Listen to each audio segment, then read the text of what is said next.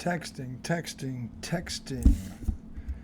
We are live on a slug 'em down Saturday afternoon here in the mid-sack. The highly questionable one here, Arjun flying solo today in the aftermath of the bloodbath, of the beatdown, or as Tom and I called it last night, the double bum blasting that occurred in the great state of Texas last night as the Mavs not only avoided a sweep, but hopefully put a scare into the Boston Celtics, because the Celtics in the history of this era, which is Tatum and Brown, only respond when they feel threatened. So the hope is that they feel threatened, because quite honestly they should. This is IDD for those I don't disagree. This will be our only segment today. It is just a brief recap, Game 5 preview, if you will. Celtics Mavs NBA Finals, which now stands at 3-1 Boston, coming back to Boston for Monday night. Look, when you get beat that bad, there's two schools of thought. One, you just throw the tape out, chalk it up to a bad night. And look, if that's the case where we got the one we had to get. Look, the problem with that is this group hasn't earned that benefit of the doubt yet. This group is trying to, and this is what I've been trying to explain to Sean Darcy and my brother forever, because they don't seem to want to get it. And Sean and Pete give this team too much credit. It's fans like you, the reason they continue to do this, because they get away with it, that no one calls them on it, other than me and a few others, old school, that go, look, you're not Larry Bird. When you won a couple of championships and you decide we wanted to win this one at home, okay, I'll give you that, because you've proven you can cross the finish line. This team has proven they trip before the finish line time and time and time again. And the narrative they're trying to erase, as I said in a post this morning, is the one that they created with performances like the one you saw last night. I can give you a brief. Last year, conference finals, 8th seed of Miami, they go down 3-0. Only to come all the way back to force a Game 7. And of course, Tatum goes down in the first minute. And you couldn't have seen that coming. I'm like, well, if they'd done what they're supposed to do, it wouldn't have gone 7. They should have beat him in 5. So the round before that, Game 1 at home, Eastern Conference semifinals against Philadelphia, no Joel Embiid, league MVP. Boston loses at home. Well, this isn't the first time this has happened, boys and girls. So why on earth am I going to give them the benefit of the doubt when their track record is this is exactly what they do time and time and time again? They have a 2-1 lead against the Golden State Warriors, and they don't win another game. And 2 of them they lose at home because they turn the ball over 40 times in 2 games, leading to 49 points. I mean, this goes back 3 years. This is the resume of this current Celtics team. Yet, too many people, too many fans are giving them the benefit of the doubt. They haven't earned the benefit of the doubt. I don't care if they won 64 games this year. It doesn't mean dick to me. You know why? Because I'm a Celtics fan. And the Celtics aren't measured by their regular season. They're measured by banners. Banners aren't won in the regular season. Okay, unless, of course, you're the Lakers. You get that in-season championship. Yeah. That went over like a fart in church. You ask any Celtics fan about that one, and I wonder what they'd say. Well, isn't this the same thing? Just with no banner? We're giving them the benefit of the doubt because they won 64 games. 64 games doesn't mean dick anymore. Right now, it's just 3-1. It means nothing. And I got news for you. If that was their mindset, we're just going to win it in 5. We want to win it in Boston.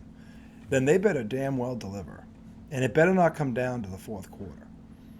I'll tell you what, it's one thing to lose. And I was trying to say this to Tom last night. I think Tom gets it because Tom's been watching this with me, so he's kind of seen this through my lenses. Again, it's not if they lost that game by 4, or by 8, or by 10. Okay, they fought, they whatever. Mavs, a lot of people. It's tough to sweep the Mavs. Okay, I get that. But the Mavs don't come up to Boston with a lot of confidence. They're all right. We got them. We got one at home, but it was at home. Now they go up there. But you lose by 40, and somebody said this today. I forget who it was. You had guys, like Tim Hardaway Jr., who hadn't done anything, hit 5 threes in this game. I said last night when I was, stoned to the bejesus. They didn't give confidence to 2 players. Those 2 already had it. They just gave confidence to the rest of their roster. And that's bad. That's bad. Okay? Because only 1 game was a blowout. The other 2 were very close, and then now Dallas has blown them out once. So it's 1 blowout, 2 games that could have gone either way, even though Boston wasn't controlling them. But Dallas could have stole either one of those games. Okay? So Boston just made a few more plays down the stretch. But, the thing is, and if Luka Doncic hadn't fouled out who knows what happens at the end of Game 3? Because it was a 3-point game when he fouled out, and then it got to 1. So where is this get out jail free card? Where did they earn that? Why do you keep giving it to them? I said before the season, I predict them to win it. I'm standing by that, but I need to see them cross the finish line. They ain't crossed the finish line yet. Will I be surprised if they win Monday night? No, I won't. But I'll tell you something else. I won't be surprised if they lose. Because that's all they've done when they get to this point, is they crap themselves time and time and time again. And until I see them hold that trophy, they're going to have to prove it to me. They are guilty until proven innocent, because that is their resume. And they haven't changed it yet. They could have changed it last night. And this is what I don't understand. You, for 3 years, actually since you lost the Golden State Finals, you've been getting mocked, kicked, criticized for doing exactly what you did last night. So why wouldn't you, if you want to rewrite the narrative, sweep their ass? Because if you sweep them and you win 2, your critics have to shut up and eat it then.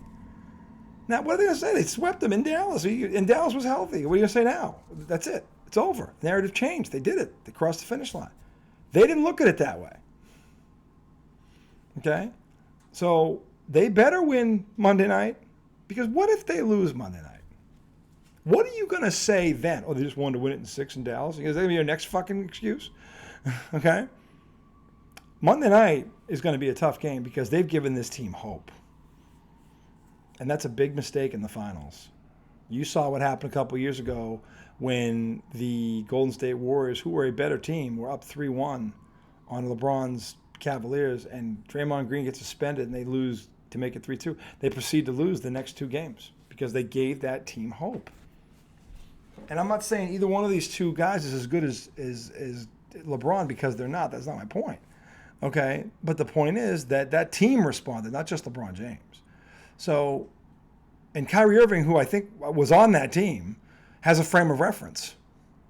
And he was the one who delivered the backbreaker, that shot heard around the world, the shot that made him famous, the shot he's known for. So that guy is on this team. So, look, do I think they're going to win Monday night? Yes, I do. But will I be surprised if they lose? Again, no, I won't. Because, again, until they have to... Mike Wilbon said it. They have to show it to me. I'm not going to just crown them, because they haven't done anything to be crowned other than come up short time and time and time again against inferior opponents. This Dallas team is not as talented as the Celtics. It's not close. You ask anybody, any expert in this game, they will tell you the top 8 players in this series, 6 of them are wearing green. Okay, which means it shouldn't go past 5. Okay, now again, Porzingis not being there, they won Game 3 without him. I said they could win without him, and I had 6 because I didn't know if he'd play. I said 6 without him. He actually won a game for them already. So to me, they've already got one out of him that I didn't even know they'd get. So they're ahead of the curve on this. So it should be 5. It should be 5. But I got news for you. If this thing isn't a blowout by halftime, start sweating. Because the longer you leave this Mavericks team in this, the tougher they're going to be to take out. That's just true. Okay? So they better come out Monday night the way they came out in Game 1. When Porzingis came into the game, at the end of the third quarter, that game was already over. It was 37. It was over. So that's the way they have to approach it.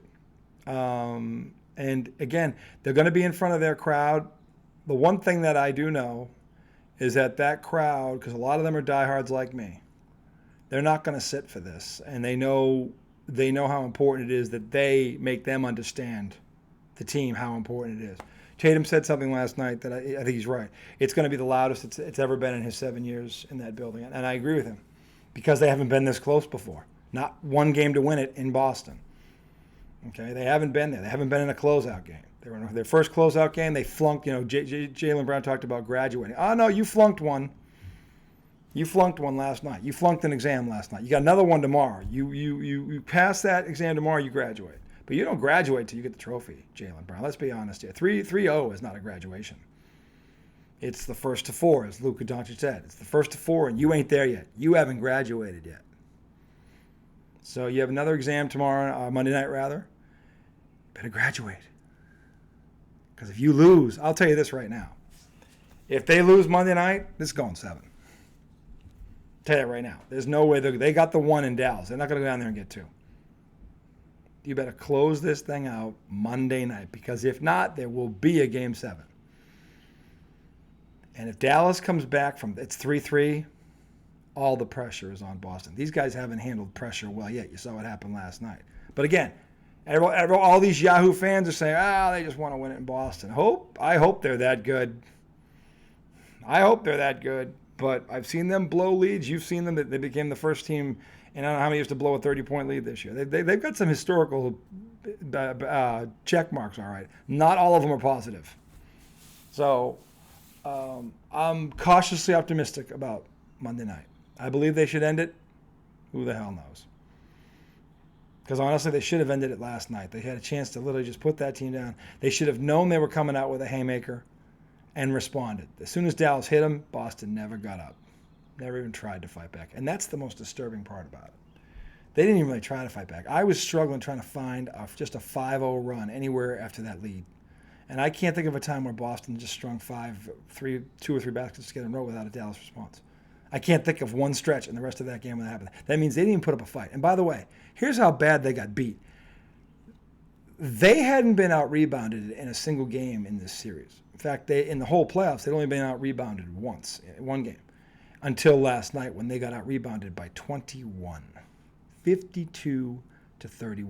Let that sink in. And Luka, by the way, didn't hit a single 3-point shot. Think about this. They got beat by almost 40, and Luka didn't make a single 3. I think Kyrie made 1. That should scare you. That should scare you. If that doesn't scare you, you know nothing about basketball. Okay? So they've given this team a pulse. They've given the Mavericks hope. And they've given them some confidence. 3 things that they shouldn't have right now. Even if they won, it should have been a 5, 6, maybe 10-point game at the most. Then Dallas goes, all right, we got one. We didn't get swept. Come up with the ball. But they have doubt in their mind. We still got to go up there and deal with them. But they beat you so bad that now they're thinking, how did we even lose to these idiots? Like, these guys, how did we lose to them? Oh, this is all we had to do and they fold? This is all we got to do and they fold. Because that's what they're thinking, right or wrong. And the problem is, whether you or I agree with that doesn't matter, because we're not going to be on that floor to do anything about it. So I am expecting, and this starts with Tatum and Brown, because they both had, Tatum actually showed up for a half. He was the one that did anything in the first half. Brown was terrible the whole night. It's the worst game Brown's had in a while. And again, to Tommy's point, they'd won 10 playoff games in a row. Again, it's not that they lost. It's the way they lost. And that should concern you, because there was no fight whatsoever. So, again, Brian Windhorst, who's been all over this series, he's been courtside for all of it, said, look, it's hard to gauge just because it's such an outlier. They haven't played like this bad in a long time. And he's right. It's the worst game I've seen them play in months, a long time. And in the playoffs, it's the worst game I've ever seen them play. So maybe it is just an outlier. But it better not be because we want to win it in 5. We want to win it in Boston. It better not be because of that, because that's an insult to the Dallas Mavericks. And that's an insult to everybody that came before you that wore that uniform, because you don't play like that in a closeout game. I don't care where the game's being played. You may not win, but you don't play like that in a closeout game. Trust me, I tell you, the Boston Celtics could have lost that game last night and passed the test had they been competitive. The fact that they didn't put up a fight in a closeout game when they're trying to rewrite a narrative that they created because of performances like last night tells you they don't get it yet. They don't get it yet. So hopefully between now and Monday night at 8:30, because I know they've probably watched this tape already, or they may be watching it right now as we speak. I don't know. Hopefully when they look at that tape, they're going to realize something. Jesus Christ, we look like we don't even care. Because that's what it looked like. Like we mailed it in. Like we were already on the plane. That's what it looks like. Okay? Let's hope that is what they see when they put this tape on. Because then they'll realize something. It doesn't take talent. Talent and effort aren't the same thing. You can play hard and lose. I can live with that. You losing and you didn't give it, that I can't live with. And if you're a real Celtics fan, you shouldn't live with that either, especially when they could have won a championship last night. And by the way, if Dallas does come back in this series, we're going to look at that game and go, it started right there when they had them on the ropes and they came out and just laid down. Let us hope that is not what we're saying in a week, because it ends Monday night. Let us hope. Okay. Until then, and I will be on Monday night at some point, you guys enjoy the rest of your weekend. Happy Father's Day to all the dads out there. George McCosh, in particular, my father-in-law. I love you, George. My brother Mark, happy Father's Day. All my friends that are dads, wishing you all a very happy, healthy, safe, fun Father's Day. And we will see you Monday night, and hopefully, just hopefully, we'll be lighting a cigar at the end of it. But if we're not, remember who told you so. Until then, boys and girls.